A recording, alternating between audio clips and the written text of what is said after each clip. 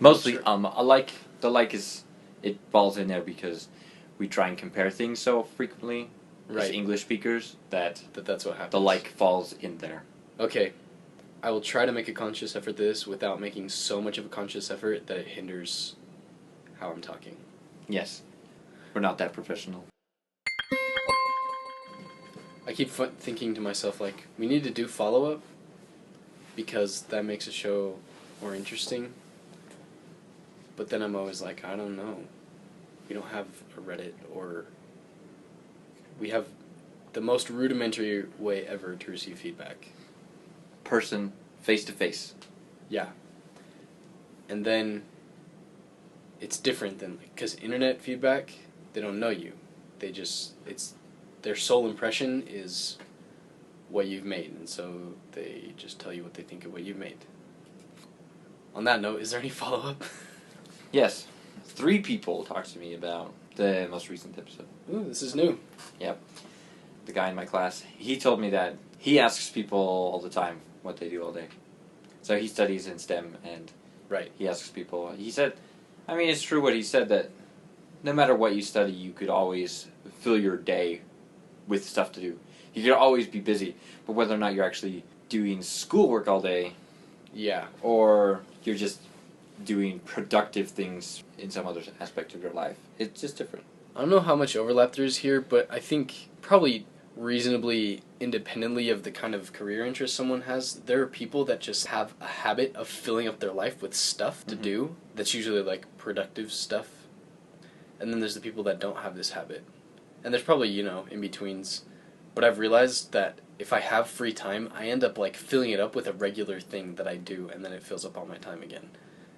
Yes. And if it's not school, then it will be like something to do with church or work or the gym, just something.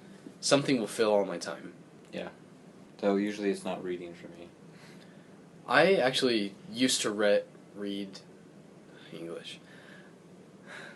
We'll get to that later. I used to read a lot just for entertainment. I have a harder time finding books now, probably because of where my mind's at, and I don't have the time to look for books. Yeah. And I'm also picky about, like, the risqueness of stuff I consume. Like, I'm really picky. Yes. So that just cuts out a whole bunch of stuff that otherwise I would probably find entertaining if it didn't have that. Yeah.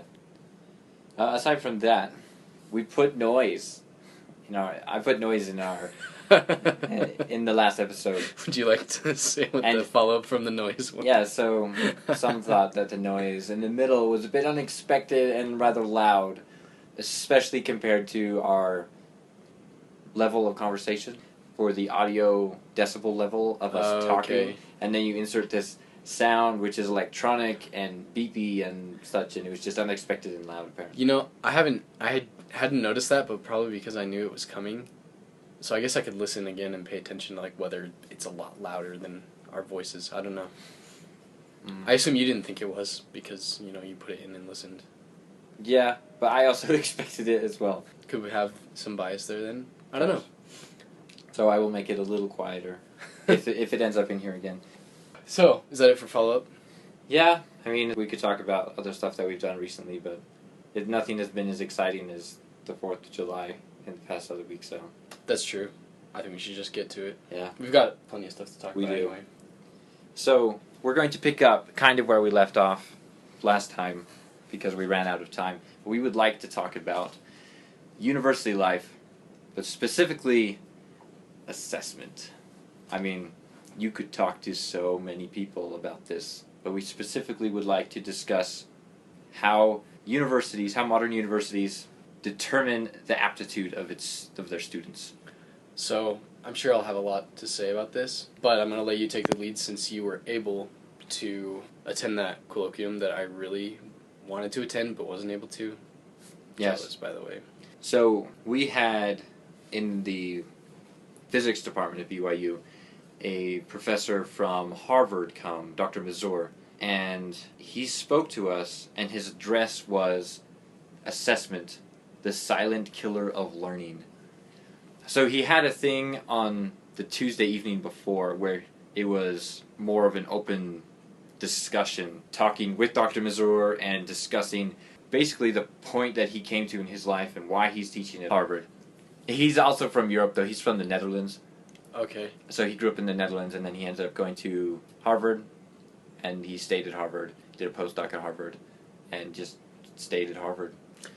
Like a lot of really eminent scientists that we know. They just stay in the same university? Yeah, a lot of the earlier ones, a lot of the early physicists. I don't know if you remember this from modern physics, but when they did the little reports on them, sometimes they would switch from undergrad to graduate school at a different university, but then it was graduate school and then PhD, and then they were a professor, and then they were the dean of something. Yeah, I noticed this is a fairly common thing. This has to do with what we're going to talk about later, so I just have to ask this question. How was Dr. Mazur's English? You could tell he had an accent. It was very difficult to tell that it was Dutch. Okay, you could like tell he has an accent. You could tell it wasn't an English accent, like British English, or other variations of the English accent. Okay. And it was not based off of Spanish. You could also tell that. It seemed possible that it could have been French, but it didn't seem quite the same because his R's and other key indicators on French speakers, they weren't there. So German was a close guess. A few of the people around me guessed German, but then he told us that he was from the Netherlands, and Dutch, German, they were kind of close, but it made sense. The interesting thing about accents is if you start learning the other language too late, there can be no way to get rid of an accent completely because your muscles in the developmental stage weren't practicing making the sounds in the other language, so there's some sounds that you just can't make the same. Yeah. So, I guess what I'm more interested in is how was his grammar? His grammar was very good. Excellent. Yeah. I'm always so impressed with that. So, well done, Dr. Mazur. If you're listening, you're probably not. Okay, we can continue now. I just had to know. So Dr. Mazur, he talked about these, the assessment of education. And he said that when he began his professorship, or like assistant professor, when he first started teaching, he would lecture and then he would test people the same way that everyone does. Right. Some sort of a test, maybe some multiple choice and some fill in the blank or some short answer, because it was physics. He taught physics. And he noticed that, first of all, students complained. They complained saying, why do we need to memorize these formulas? What is the point of doing this? Or why do we have to do it like this? And these are students at Harvard? Students at Harvard, yes. Okay, so they're intelligent students. It's not like most of them probably don't have a hard time memorizing things. But as the world developed, I don't remember exactly when he started teaching at Harvard, but as the world developed and there became computers with such good databases and going into the internet age. And pedagogy became more of a thing. Yes, as well. He started changing the way he would assess the students. But before the age of the internet, he would give them a formula sheet. They would get a formula sheet, and then they would go take their test. So they didn't need to memorize as much, but that's what they did. That's what he did. And then, as time progressed, they were still sort of curious, and basically, as time went on, his tests are now, you can use anything except Google and other people. Okay, we've had tests like this. Yeah. Basically, as long as you want to take the test, you have I like that. all the resources. I think because some of these questions are introductory course questions, very intro to mechanics with beginning calculus such, okay, that you can't let them use Google because they're going to be able to find the answer using Google. Right. Not just like what the formula is, but this is the answer to this question. Yeah, because those questions appear so frequently that people post those kinds of solutions. Right. To those kinds of questions. So his tests now are very open. He also discussed some of his experiences that led him to this. And one of the most interesting things that he did was he went to another university, and I believe he was being shown how this particular professor would assess their students. Okay. And he goes to the classroom, and they were all sort of noisy and loud. And he thought for a moment that he went to the wrong room because he was supposed to be going to a classroom where they were testing. And they were being loud and talking and collaborating. And he thought he had gone to the wrong place. But the way they did it was the first half of the test they did alone. So they all had I don't know, say 10 questions or something, and they would answer these 10 questions. And then so they would go through the whole test by themselves the first? entire test by themselves first. Okay. And then they would get in groups of 4, and they would go through the entire test again, and they would submit group answers. It's kind of ridiculous how giddy I'm getting over this idea. But they would discuss these answers, and you would get points based on the correctness of doing it alone. But you also get points based on the correctness of your group. But you could discuss your ideas on why you thought that it was that answer. And then you would get points for how many... I'm trying to remember exactly how it was. I think everybody put their own answer down still, but now that they had discussed it with the group, maybe the answer changed. So out of 4 people, maybe 3 people would put A and 1 person would put B or something like that. Okay. And I think out of your group, depending on how many people put the same answer that is correct, you'd get so many points. I don't remember exactly. So there was some way to score this kind of thing. There was some way to score it, but the important thing was that they were collaborating. Because as anyone who's taken a test may notice, life is not isolation.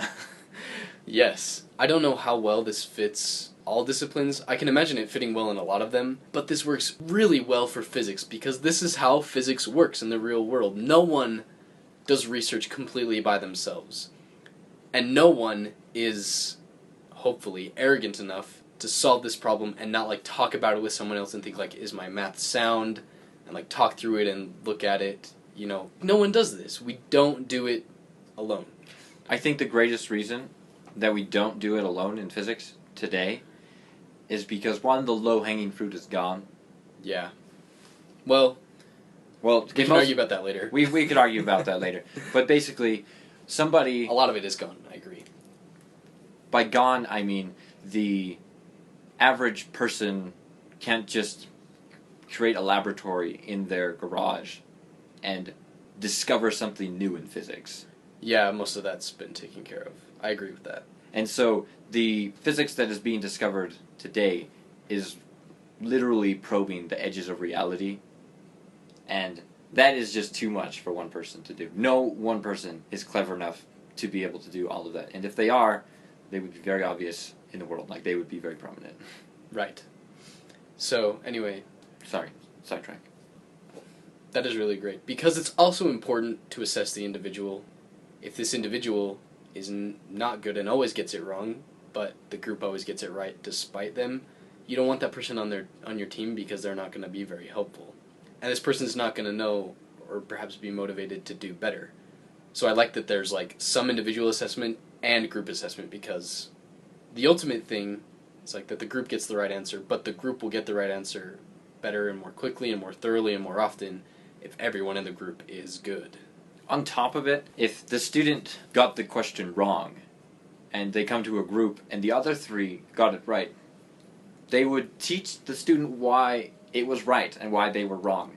And they're so much more willing to listen to their peers than they are to listen to somebody lecturing down at them. And someone also who just also understood it on their level. Yeah, not someone who understands it like 4 levels up. And 30 years ago. Yeah, and is depending on some math that you maybe don't know, and so they're having a hard time explaining the low-level math derivation. I agree. So that was a significant thing that I learned from Dr. Mazur. The other very significant thing was just a simple experience that he had when he went shopping once, where he discussed how difficult it was to assess students on a creative level and not the base regurgitation level. Right. So he went shopping. There was this place where he circled around a couple times to see if there was an open place to park. Finding no place to park, he stopped in a location that was not illegal, but he could see, or as he said, command, about 20 stalls. And he sat there and thought for a minute, how long do I need to wait here before a stall opens? Now, if you ask that sort of a question on a test, so you come to a test and you read, you're trying to find a place to park. You don't find any places, but you situate yourself in a place where you can see 20 stalls. About how long will it take before you can park? That sort of a question would just create anarchy in the testing center. I can imagine so much rage over that question. What do you mean, how long? I don't know. How do I figure out how long? But that's because it's a creative question. Because the most realistic problems to be solved are ones where you don't know everything, and you need to assume some things, and then see if it's right. And if you're wrong, you need to look back at your assumptions and see maybe we need to alter a few of these to different assumptions and try again. Right. So you need to assume things like, well, about on average, how long do people shop for? 2.5 hours, say. And then maybe we're going to assume that they come in evenly spaced intervals. And then you assume that they did not all come at the same time. Then you could just do the math. And you say, well, maybe it'll be about 2.5 minutes then before somebody comes back. But it's the fact that you need to make that step and to be responsible for your own assumptions that it suddenly creates a creative problem. Yeah, and the most interesting part of the problem, I think, is not like how good were your assumptions, because that's interesting too, to redo the experiment. True. But the most interesting part is thinking, which assumptions do I need to make? Yes. Like figuring out which assumptions are needed and only the ones that are needed. That is the real part that tests your creativity. Yeah. So that kind of question, the most difficult thing about this would be the grading. Right. Which then puts pressure on other people. But as trying to actually have this question on a test, you would see what assumptions did they think of. If it were a physics question, they could just give you some sort of a generic problem, and you needed to figure out a solution. And you would really begin to see who understood the physics and the math by what assumptions the students would make. Right.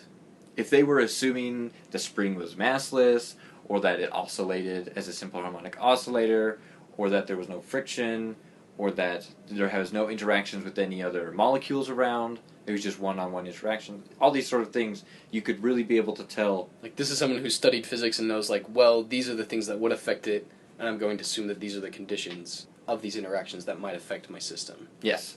And that's when you could really, really tell who was understanding it, instead of who just remembered the process of doing this. Right.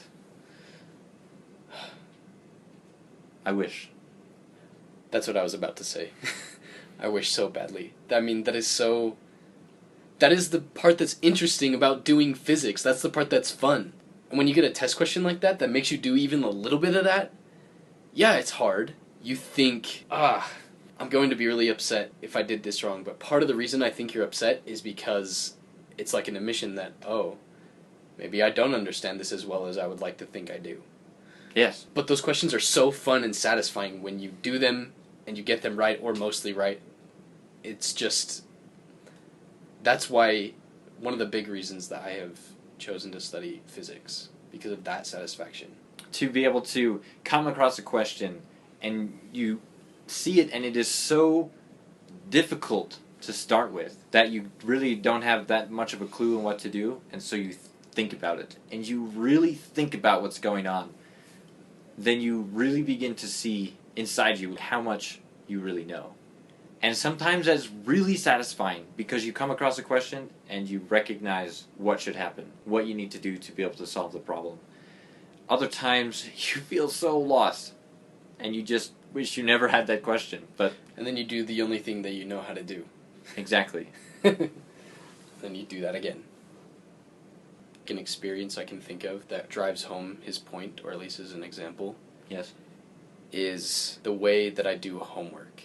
A lot of the time, when I'm pressed for time and I know that I have to get it done quickly, my goal is like, just figure out how to do the problem. Just figure that out. And I'm always tempted not to take the time to understand the physics behind it. Usually we're pretty good at doing that anyway, It's helpful to have you there working on it with me, because one of us will be curious and want to know.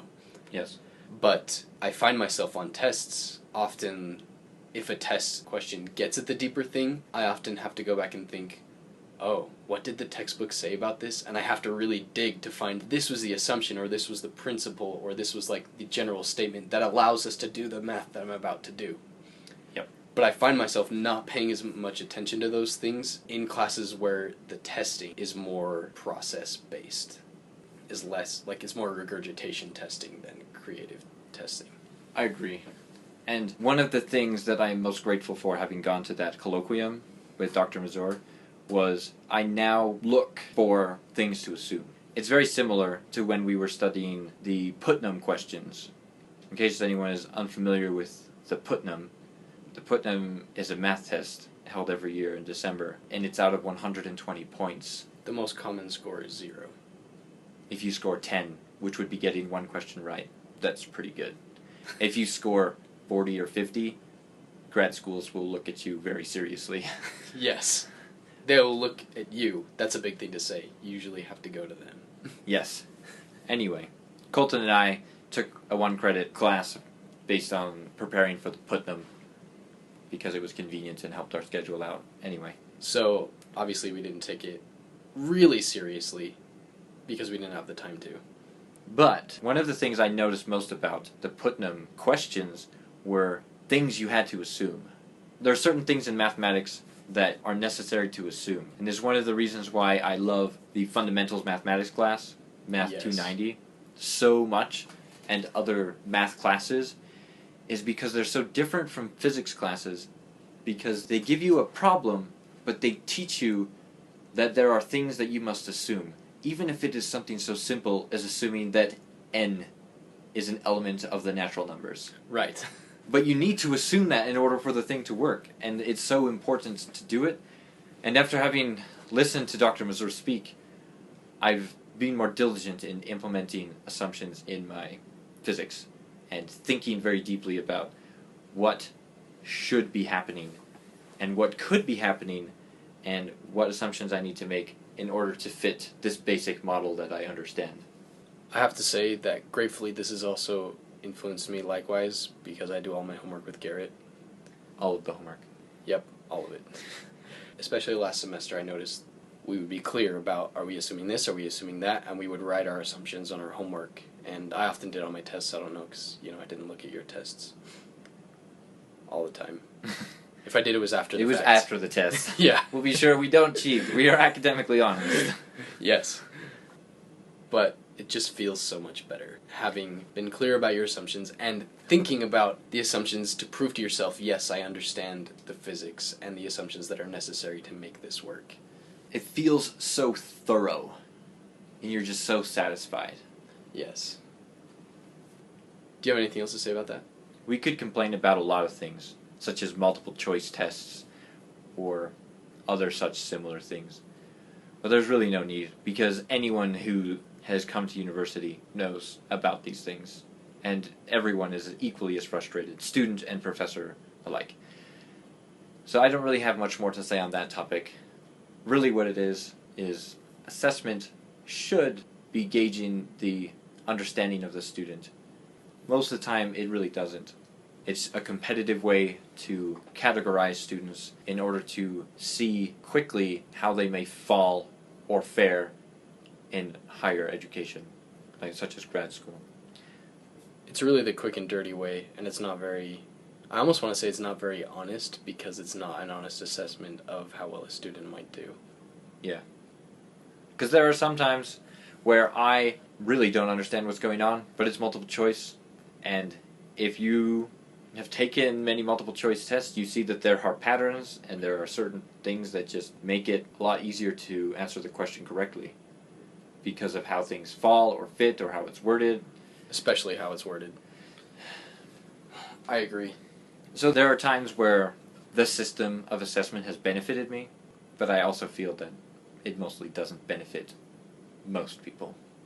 Yeah. It does more harm than good. I just think we should say a little bit more about how it does kill learning. I see this as I think about questions that other students ask, or just sometimes the way they approach homework, or the questions that we talk about with other students as we're doing our homework. We're really not focusing so much on the physics a lot of the time. I mean, yes, we are, but I often get the feeling that we're cutting the corner to answer the question. We just skip the assumptions. Yes. And we skip the deep understanding. I can even remember myself saying to people, I didn't really understand, but the result is that you end up with this equation, and then you do this, because I understood the math. Yes. So we've been conditioned to do this for that reason, for the reason that tests test that kind of thing. You bring up a good point, though, that people ask questions based on how they're assessed. Yeah. The worst question is, will this be on the test? Yep. That is by far the worst question ever. And because we're guilty. I have asked it a couple times as well, because my grade depends on how I perform on a test. And for us, our ability to continue going to school depends on our grade, which depends on our ability to perform on the test. So there are times where I do ask if something will be on the test. Every time I do, though, I feel bad. I'm glad you feel bad. I don't always feel bad, because I have a rage against the man kind of attitude. That it's their fault anyway for making me have to pay for school this way, so if they're going to do that, then I have to do what's necessary to pay for school.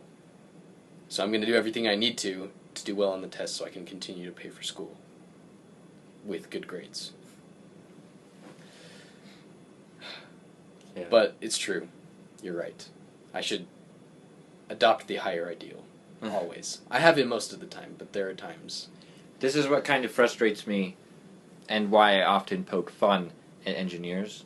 Oh, this is why I feel frustrated with some engineers. Is because in engineering, I have noticed that they try and teach you so much because there's so much to know. But the way they lead you to understand how to do it, I feel misses the math. And it's in the math that you need the assumptions. And they skip the assumptions and they go to the process. And I feel like they lose out on so much satisfaction because they focus too much on results instead of understanding. Yeah. I feel like also this can lead them to, what's the word I'm looking for? Be surprised when the process that they're using doesn't work because the assumptions are not satisfied. I feel like some textbooks encourage it. They say, this is where we start from, and they barely mention the assumptions, if at all, and then they skip a bunch of steps, and they say, the result is that this is what we need to do. Sometimes I understand that jump is really difficult to make step by step. Yeah. The math sometimes gets very hairy and very ugly. And so in a textbook, when they're trying to help me understand a concept, it is appreciated sometimes that they skip some of the really gross math. But there are times for it, and there are times that it hinders. Yes. And I think it hinders, maybe not more often than it helps, but it hinders often enough that it shouldn't be done so often in textbook writing. Yes. So, assessment, congratulations. You are silently killing our learning.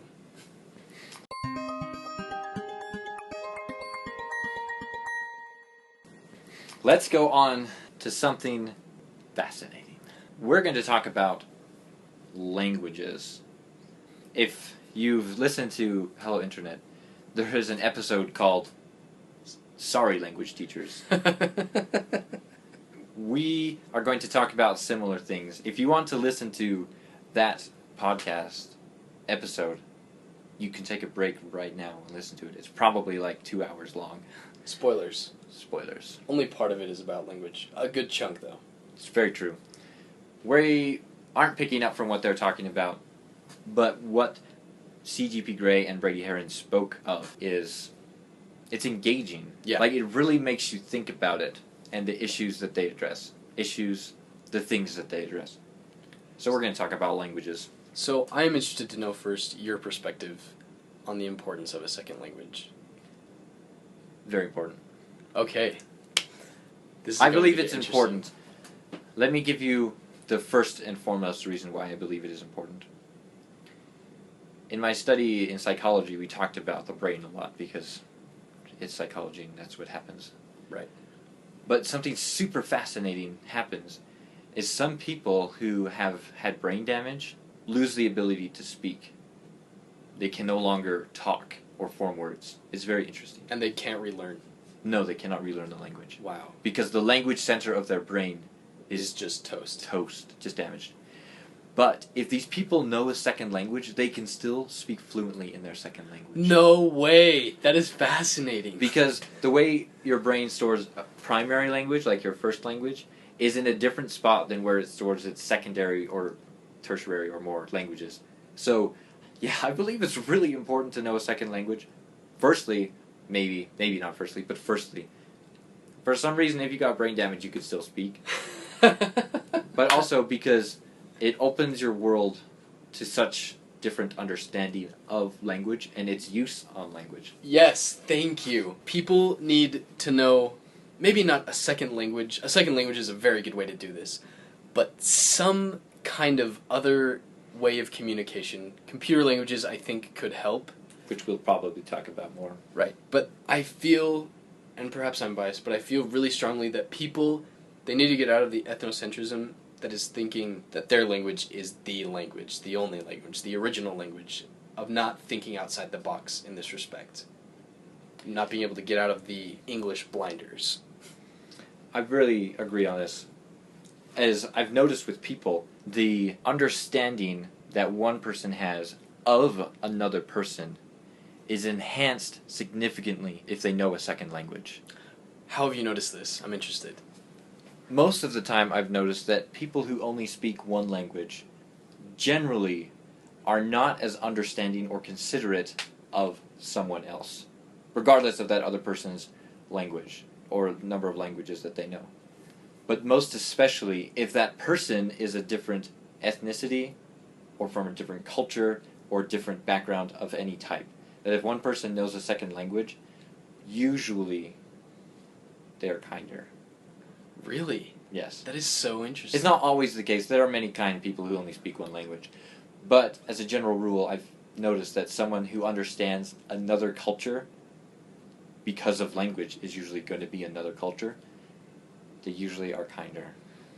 So really, what you're getting at then, if I understand you, is this ability to realize that the perspective that you have on the world is influenced by the environment that you're in and the language you speak and the culture of the language you speak. Because the language you speak is so influenced by the culture. Yes. We can talk about some examples of this momentarily. But the ability to realize this and to realize a really important thing, that your way of thinking is not the only valid way of thinking. And your perspective may be missing a lot of information or may just be missing the ability to step outside of your perspective and see, maybe objectively, this isn't kind, or this could be hurtful, or this is morally wrong, or this thing doesn't matter as much as I think it does. Is this what you're getting at? That this ability is beneficial to a person's character? Yes. I agree. It is something that I have noticed. It's not true with all people. I have met some people who lived in another country in which there was a different language than their primary language spoken, and a completely different culture. And these people still are not quite the same as others who went to, say, the same country and speak the same language. It does depend on the person, but it is more likely, much more likely, that they understand. I had not thought of this. I had thought of this completely from an academic point of view, but I completely agree. This is so... I've noticed it most frequently because, as someone from Canada, I lived in England, which is different language and different culture. Really, it is. And then coming to the United States and meeting people who have never left America, sometimes they say things. Sometimes they say things, and you realize that they just don't. They don't often place themselves in the listener's shoes. They don't often see from someone else's perspective. You don't need to go to another country. You don't need to speak another language to be able to develop the ability to see from someone else's point of view, but it does help, because immersing yourself in another culture is shocking and lonely and very hard, and you usually end up coming out of yourself and seeing you from other people's perspective, and that's what changes you. Yes. Learning the language when you're there changes you even more, because you begin to see why they saw you the way they did.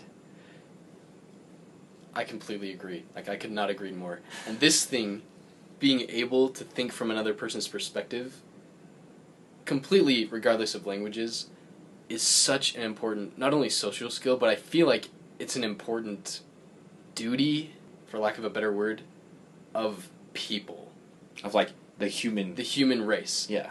If you're going to help someone else, you are a lot more helpful if you can kind of at least see things from their perspective. A lot more helpful. And this leads into so many different places that you discuss something with someone and you realize that neither of you are right. You're just different. Yes. And I want to clarify here that I believe and know that there is moral, objective truth.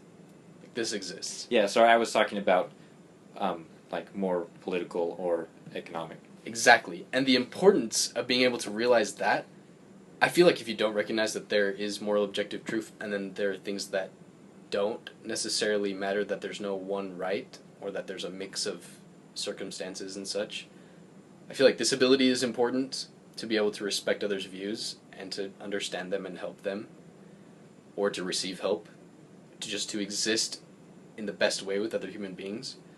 But that other part, understanding that your way isn't the only way to see things, is just as important as understanding that there are certain things that are black and white. Yes. I'm so glad I asked you first. So, how important is a second language to you? I think a lot of my background is going to come out here.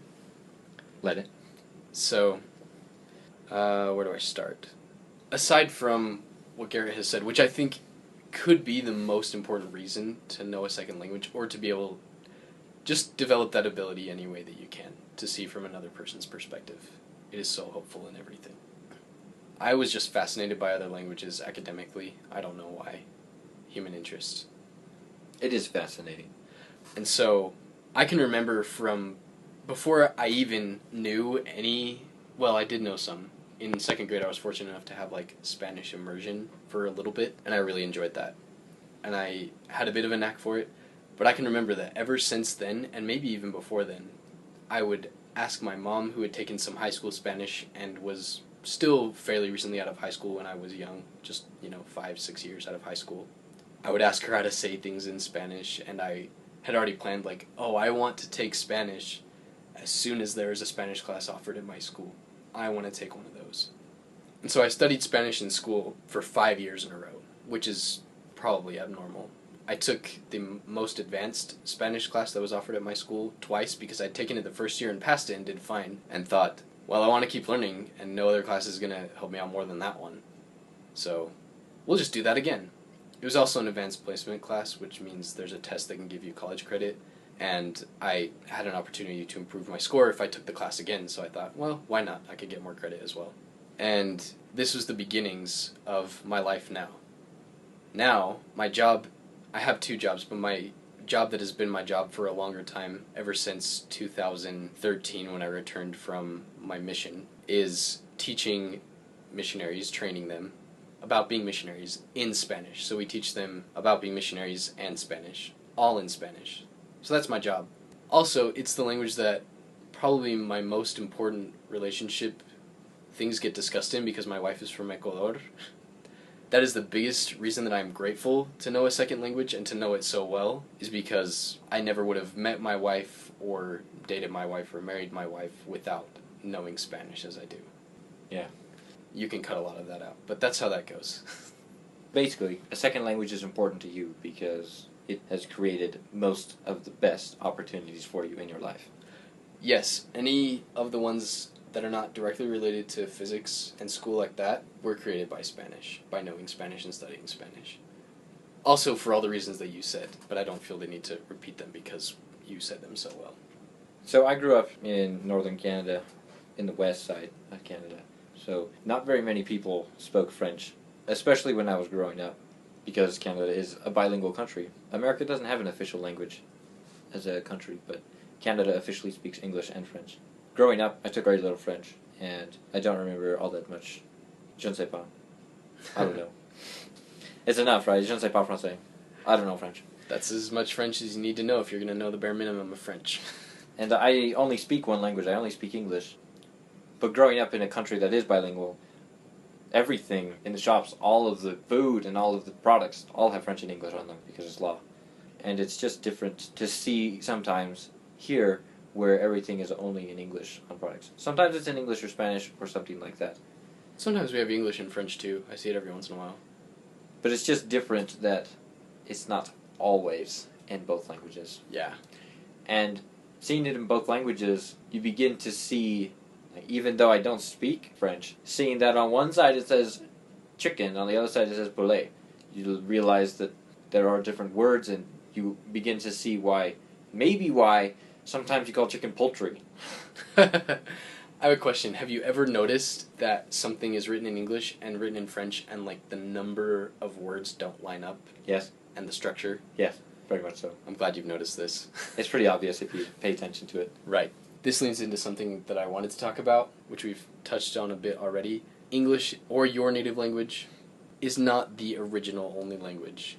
I've said this already, but this bothers me so much because this assumption or this attitude impedes learning another language a lot. And it impedes understanding, I think, sometimes English or whatever language that you speak natively. For example, the structure of English is not the only way to communicate an idea. No. You don't have to have all the words. In other languages, they didn't just look at English and say, okay, we're going to have a word for this word in English and a word for that word. The words overlap, the meanings of them overlap, and there are phrases to say a similar or the same thing but that have different words and different structure. It's not word to word. This same thing I've noticed as well is that there are no direct words. For example, the one you most frequently wish there was an English word for is this spicy thing that Spanish people talk about. This hot and spicy. There's not quite the same word when you mentioned when your nose is running and oh, yes. You know what I mean? Yes, I know the word. And So what's the word? The word is, well, it's a family of words. Enchilarse, it's a verb. The other common thing that you say is enchilado, which is what you say, like you say, I am enchilado, which means I'm experiencing the effects of eating something spicy enough and for a long time that my skin temperature is rising and my mouth is feeling hot everywhere and my nose is running, but I'm not necessarily in pain. It can be kind of enjoyable, and you can still have a desire to keep eating the thing. I know because I've experienced this. It's almost nostalgic, but it's a characteristic reaction to spicy things. The thing that I wanted to bring up is that this word does not exist in English. As far as I know, yeah. Or it's just very difficult, but the concept exists. Yeah. And so there's this thing that I learned very recently called a lexical gap, or lacuna. Oh! It's called a lexical gap, and there is a word for it. So the lexical gap doesn't have the same lexical gap, which would have been pretty cool. But it's called lacuna. Okay. In Spanish it is? Lacuna, sorry. So it says, in linguistics, an accidental gap, also known as a gap, lexical gap, lacuna, or a hole in a pattern, is a word or other form that does not exist in some language, but would be permitted by the grammatical rules of the language. Lacuna. Another very obvious one is that there is a word which is very well known, which is virgin, but there is no word for someone who's not a virgin. Yeah. So there's a lexical gap there. There's just no word that exists. Right. You have to use a phrase. Also in Romanian, there's no word for shallow. It's called not deep. I think in Spanish this word also doesn't exist. There's no shallow. There are lexical gaps, or there are lacunas. Maybe that's a wrong plural of lacuna. Anyway. Languages. They're actually extremely fascinating. I'm so excited that I know this word now because I can use it to describe so many things. Though, very few people will probably know what I mean. So, you're probably seeing in the show notes the note I have. I get this question all the time from the missionaries. One of the ways that Mexicans will say cool is padre, the word for father. They'll say, que padre? And I always get the question, why do they say that? And I agree that it's a little weird to use a word that is so common for something else you say so commonly as something that's completely unrelated. That is a little bit confusing.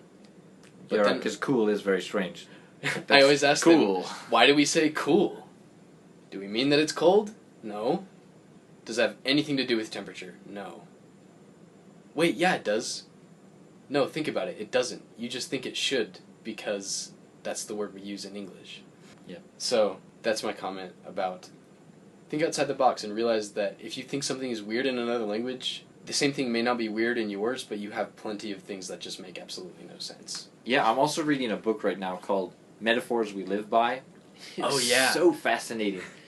For example, we imagine that our minds are like boxes and that ideas are objects that we put in the box. Because I will give you an idea and you will... Steal an idea, take an idea. Yeah. They're just these weird metaphors in English that are so prevalent. And another one is very much so the metaphor, time is money. Yeah. For example, I can spend time with you. I'm spending time with you. But any time that I spend with you, you cannot give me back the same time. But you can only give me back the same amount of time.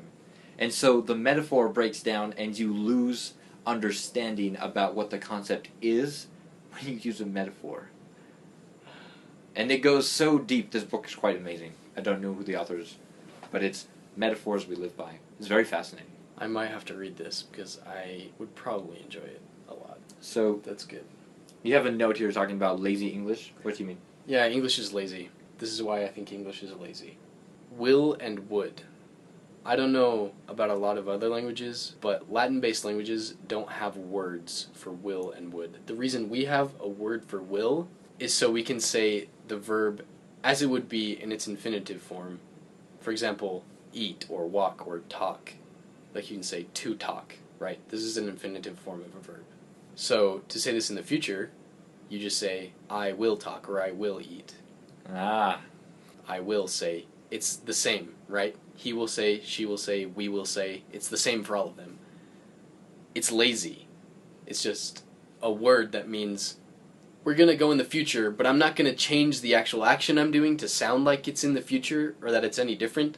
I'm just going to use this helping word in the front because I'm lazy. And I also don't want to change it.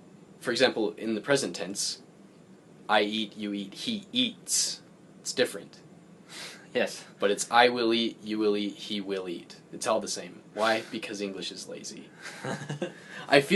Honestly, I feel that some of these things are this way because English is lazy. And I wonder if this kind of lazy thing exists in other languages, especially German, because English has a lot of German roots. A lot of the things that I think are silly about English come from the Germanic structure of it. I think, though, it may not be German, but Germanic. Right. Slightly different.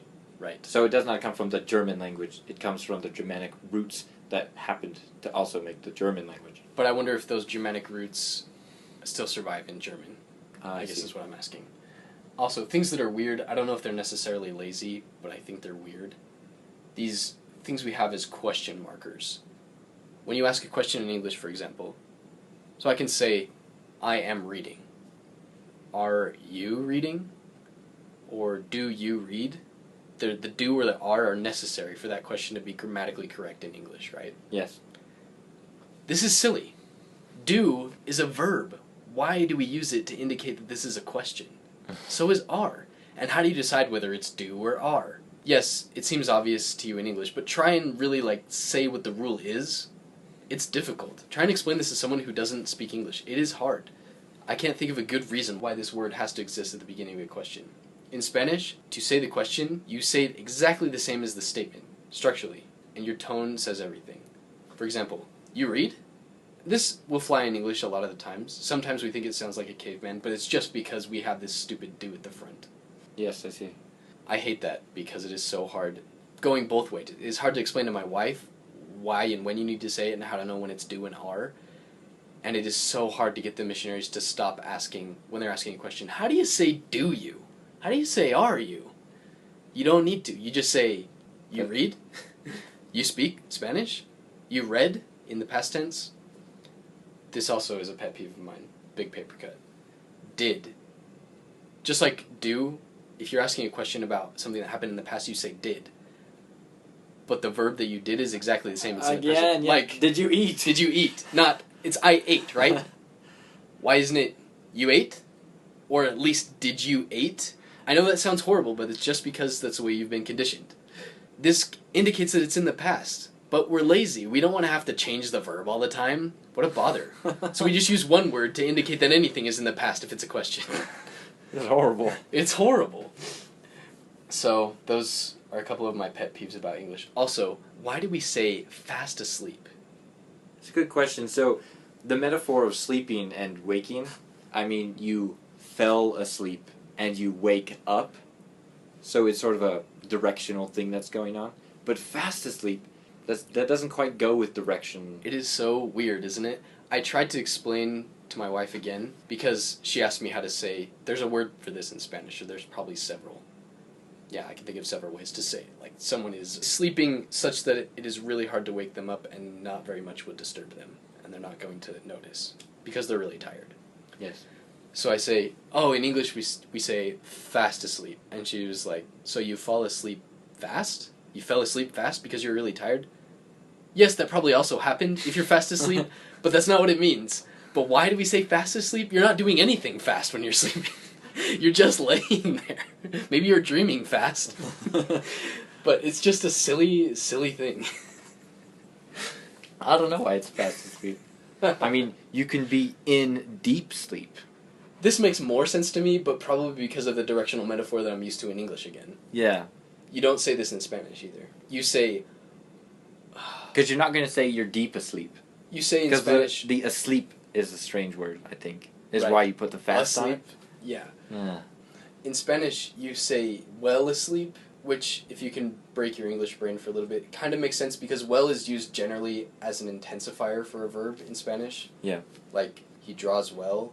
You can also say he is really well educated. I just had an idea. So, something interesting about fast is there is no adverb form of fast. Yeah, you can't say fastly. Fastly.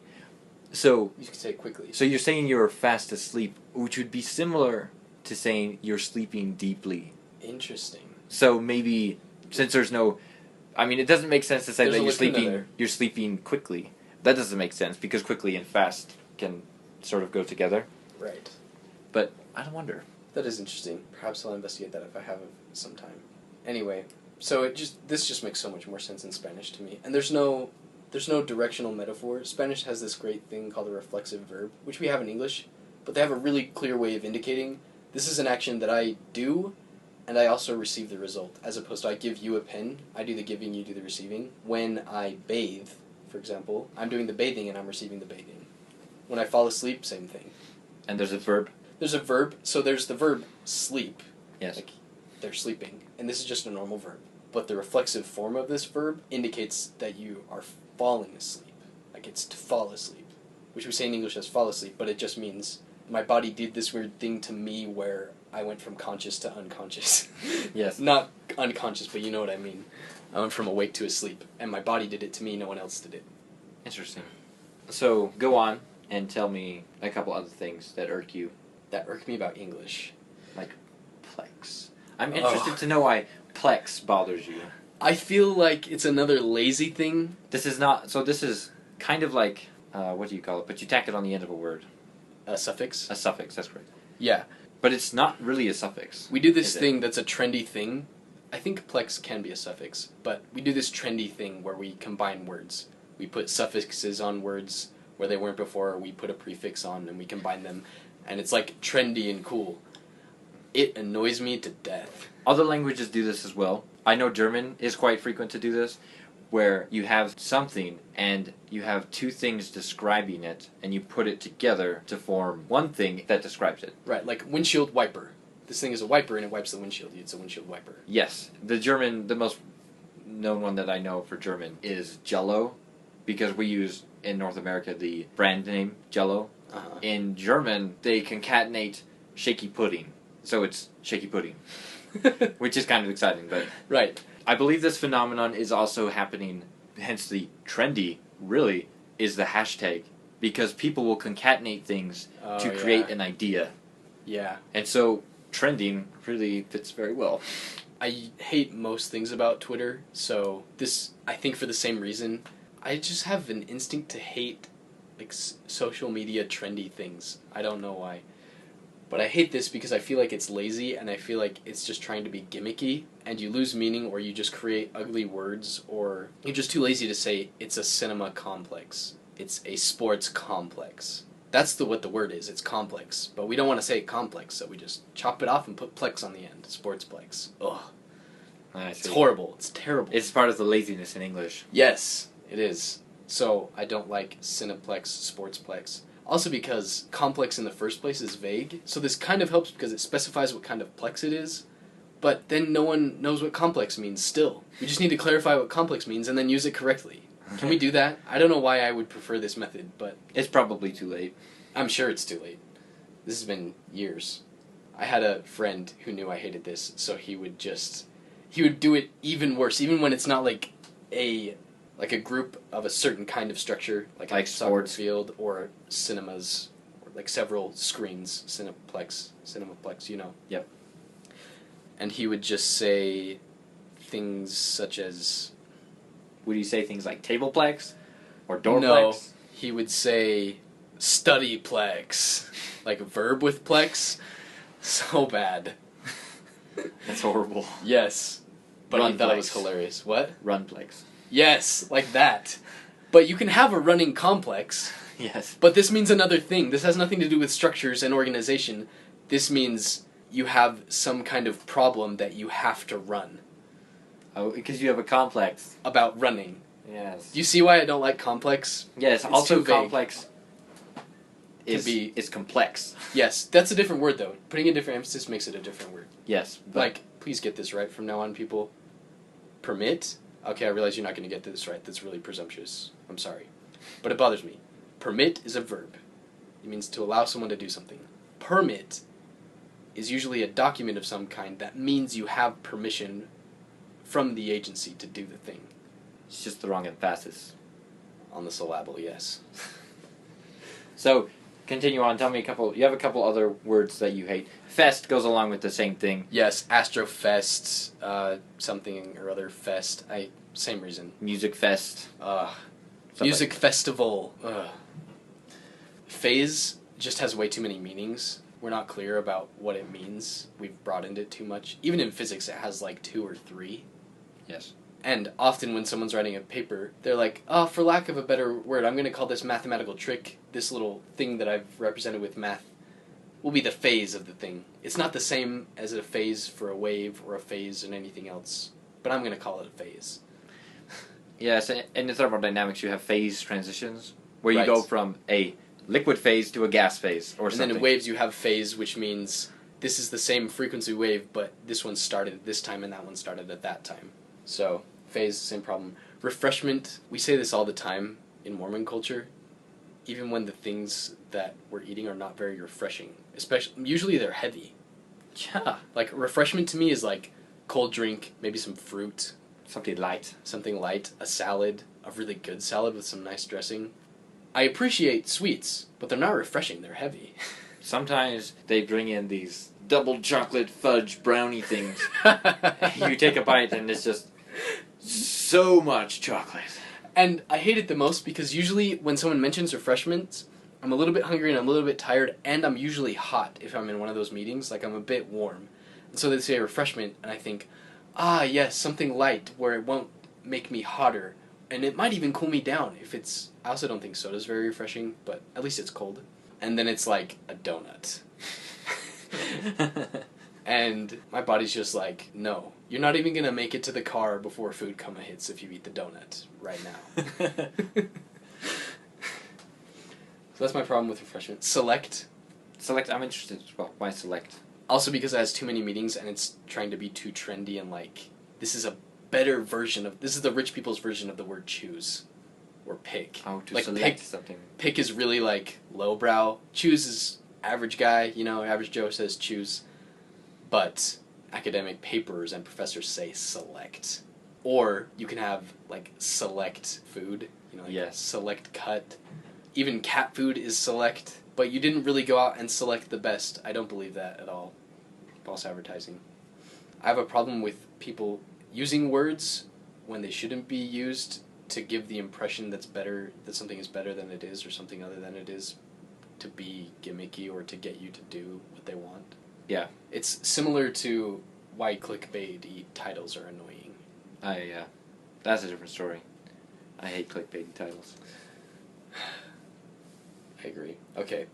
So, something else that I wanted to talk about was off of the this idea of plex and fest is how different cultures and different languages, when looking at another culture or language, they seem to catch onto certain sounds. I can testify that this is true. So, in English, looking at Spanish, for example, one of my favorites to mock with is the word pedestrian. I mean, if you want to translate it into Spanish, how would you do it? It would be pedestriano, right? You just tack an O on the end of it, because Spanish has so many O's at the end. Are you interested to know what the actual word is? You told me before. Peatón. Yes. But I have a friend who, English. I have a friend who speaks Spanish as well, and he said that the Spanish speakers mock the English shun. Maybe yes. It was you, but I also have another friend who told me as well. Nation, something shun, yeah. Organization. And so, yes. You want to hear a funny joke? Yes. About this? Two, actually. This was a serious thing that happened to one of my friends who's Venezuelan, but is American Venezuelan, speaks perfect English and Spanish. Really jealous of that. But he was speaking to someone that only spoke Spanish, and he was kind of joking, kind of seriously, saying, I can speak English. It's not hard. The same kind of, you just put the O on the end. Yes. So he points at a shoe and he says, zapato, the Spanish word for shoe. And then he says, zapatation. That's the English word, right? And my wife always says this joke because she saw it and she uses it to, make fun of herself. It says, nivel de inglés, which means level of English. Excelentation. Which is extra hilarious because the word in Spanish for excellent is excelente, which is actually really close to the English word. It wouldn't be that hard to get it right. But it says excelentation. It's just great. It's a good little meme. Also, the Koreans focus on the sh, the SH sound. In English? That English does. Okay. And they make fun of English speakers by sh, sh, sh, sh, like making fun of that sound. Another hilarious thing is to hear a Spanish speaker make fun of Asian languages. Oh my goodness, it's hilarious. I can't describe to you what it's like. I would just butcher it. But we'll ask my wife to do it sometime. It is just a riot. Anyway, let's continue to talk about these words. Intuition is a word that we both feel is misused in interesting ways. It needs more clarification, perhaps bifurcation. Yes, and I was speaking about this with someone else, and perhaps instinct should be, if you differ between instinct and intuition. For example, you would talk about a mother's instinct, but also a mother's intuition, and perhaps they are different things, no? I don't know. That's part of the reason that this needs to be clarified. I don't think a lot of people would use intuition. I think a lot of people would say both and mean the same thing. Yes. Even though, in other cases, they might mean intuition that is not instinct. So I feel that instinct is inherited and... no environmental factors affect this, just biology. The way you're born, biology. Yes. And then intuition is learned. Yes. At least it should be that way, because in physics you talk a lot about solving a problem, and you just say, well, sometimes it helps just to have, physical intuition. Yes, it does, and you can learn some physical intuition. But people are under the impression, because you say intuition, that you can't learn it, that you just have to have this already. Exactly, because I'm pretty sure that if you asked anyone, no one would believe you if you told them that you were born with the ability to solve differential equations. Right. It's not something that you inherited. But there is this thing about it that we call intuition that a lot of people talk about. It must be at least some kind of real or perceived real thing in our heads that you can have for, this equation looks like this. I think this would work best. And you turn out to be right. Yes. That would be an intuition. Something that you developed over time through experience to recognize patterns. Right. And then instinct is not used for problem solving. Instinct is pattern recognition. Humans are instinctually able to recognize patterns. That's why, if you think about it, why we've been able to figure some things out. Is that how we did it? Wow. Nice. Anyway, let's go on to talk about... now since we're talking about the evolution of language, sort of, and talking about trendiness and things like that, lyrics and music is something that changes language incredibly. And one of the things that bothers me the most about lyrics is they will not say half of a word so they can rhyme it to the next line. It's so miserable. You're like, look, I know what you mean, artist. I know what the word is because I knew, I caught where it would be placed and I understood the context of it. But you only said half of the word so you could rhyme it with the next line. Maybe you're clever, but if you were completely correct, I think you would be more clever. Yes. To me, it's more impressive to rhyme with perfect grammar than to rhyme with bad grammar. Or half words. Or pure slang. Yeah. But that's not pop. So, singing with perfect grammar would be hard and difficult. Sometimes someone who has mastered the English language, they can appropriately abuse the English language to make a point. Yeah. And is very effective. But this is the difference between mastery and I just wasn't creative enough to think of a way to make this work the way I wanted, so I just invented a way. Exactly. Like we did. Analytical, which, by the way, we called ourselves... This podcast is analytical. It's an adjective. You need a noun to go with an adjective. But we just took the adjective, and that is our title. We totally abused the language. The podcast is analytical. It describes the podcast. Yes, but you would have to say the analytical podcast. Point taken. So we are not masters of the English language, but we abused it. And since there's no certificate that you need to get to abuse the language changes. So long as we don't abuse the syntax, because syntax is important. Yeah. If you change the syntax, you change the language. And if you change the syntax, the computer won't get it right. Also true. So things like Siri and other talk-to-text things... Right.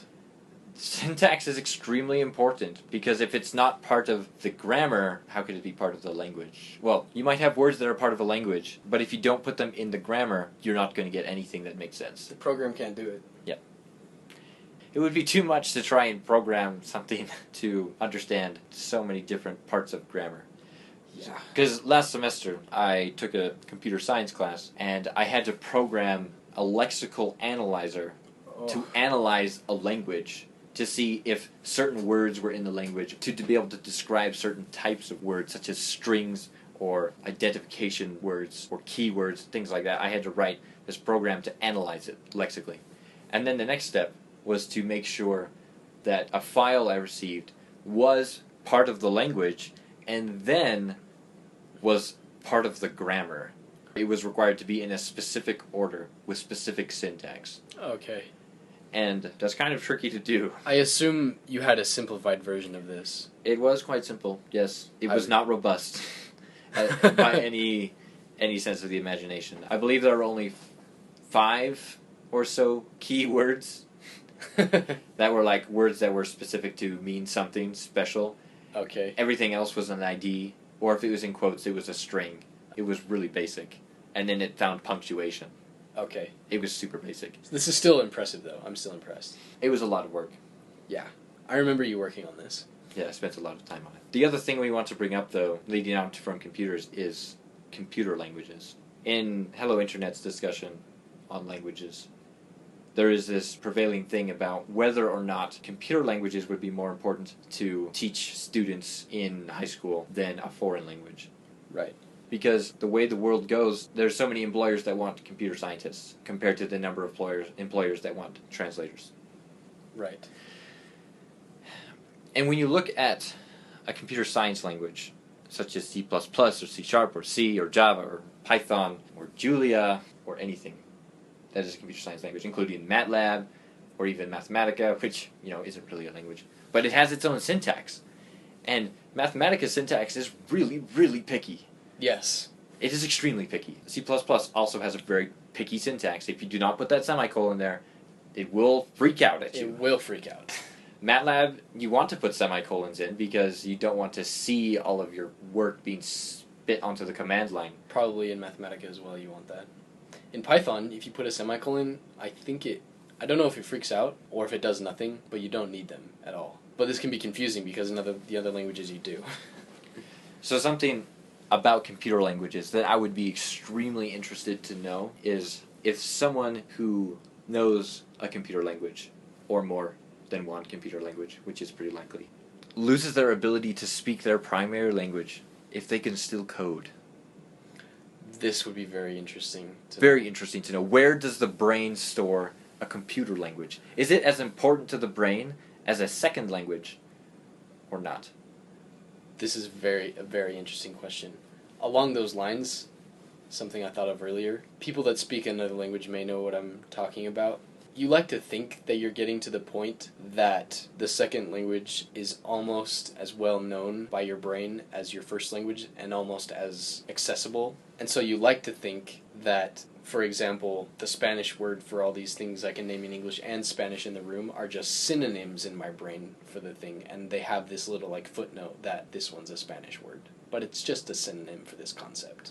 I would like to think this, but I would be interested to know that after doing it for a long time, I think maybe this would be possible with a computer language too, I'm not sure, if your brain would start to store certain things of the second language in the same place as it stores your primary language. Oh.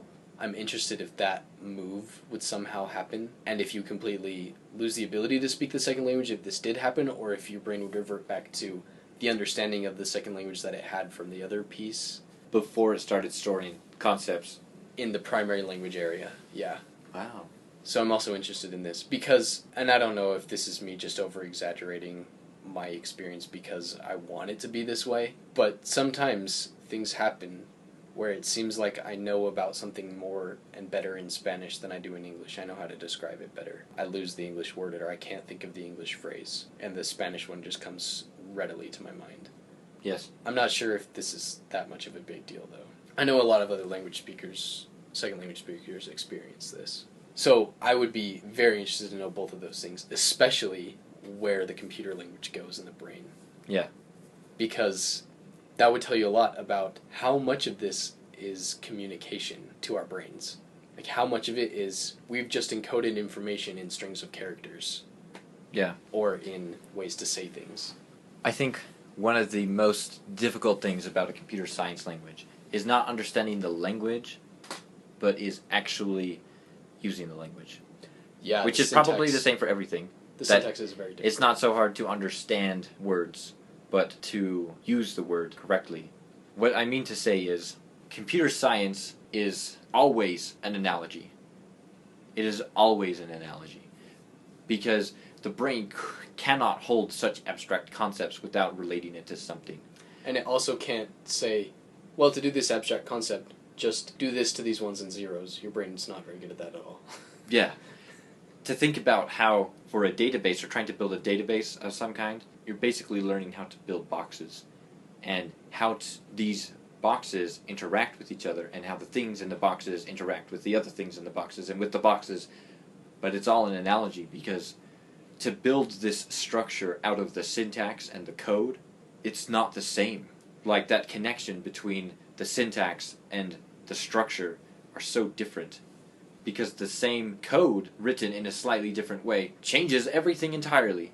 Yes, instead of making a box, perhaps you're making a building. Yes. Or it just changes the analogy completely. Yep. It changes the structure of what you're doing. And so one of the difficult things about coding in computer science is taking these ideas that you discuss about holding names in a database and phone numbers, say, to make an address book, and then putting it into code. But when you go to do it, it suddenly is strange and difficult and weird. And Yes. you give it convenient name. You give things convenient names so that you have some hope of understanding what's going on. Right. You call some object people, and you say that people have addresses and phone numbers, and then you can store these addresses and phone numbers with these people. But it's so abstract because you didn't need to call it people. You could have called it A or A1, and it holds A2 and A3. And then the analogy's completely gone, almost. It still holds, though. Yes. This is a very interesting point. Discussing on what Brady and C.G.P. Gray talk about, on the importance of a computer science language compared to a second language in high school, Gray's argument was mostly about the fact that computers are getting better and better at actually translating languages. I'm still skeptical about their translation ability, though, because of the Yes, nuances. word for word, sometimes... A lot of the time, doesn't work. Doesn't work. Phrases, works even less, but Gray argued that you can get by. But it's different because a computer cannot hold concept for concept and rework the concepts very effectively. Where you give it the concept of time and using time, and then you try to translate that to another language, sometimes it just doesn't come out effectively. And a computer is not going to understand that in this context, you ought to use these words like this, and it sort of fails. And I don't really know... Unless you have a giant list of if statements that just covers all the cases, but this would be ridiculous. Yes. Totally impractical. Very often, when people use Google Translate, they take phrases and things out of context so that they can translate them. Right. And then you lose all of that context on where is this coming from, what concept is actually being communicated here, what should I actually replace this with in this other language. And then you would have no hope of doing that with a computer correctly. Yes. Without the context.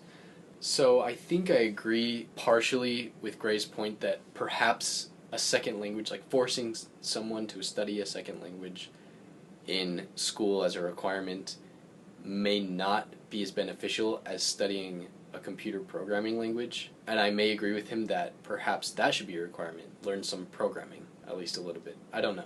But one thing the computer programming language cannot give you is the push to step outside your perspective and your culture. Yeah.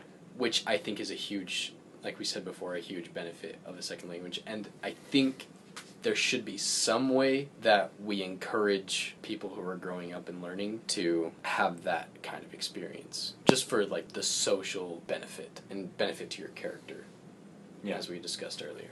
Also, something that may affect where the computer language goes and how it's treated as opposed to a second language.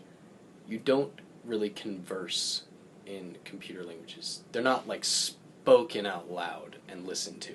No. This is a whole dimension that they wouldn't have. But they have dimensions that foreign languages don't have. I also acknowledge that. You can talk about queries and statements in computer science, but it's not quite the same as conversation.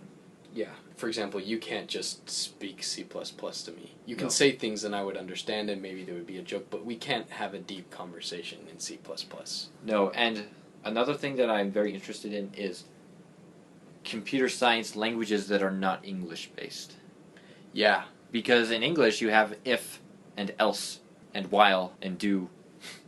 And some of these words just are very English. And they're staples of the computer languages. Yeah, these key words that are commands to run the code in a specific way are very English. And so I'm interested to know. I have never looked it up.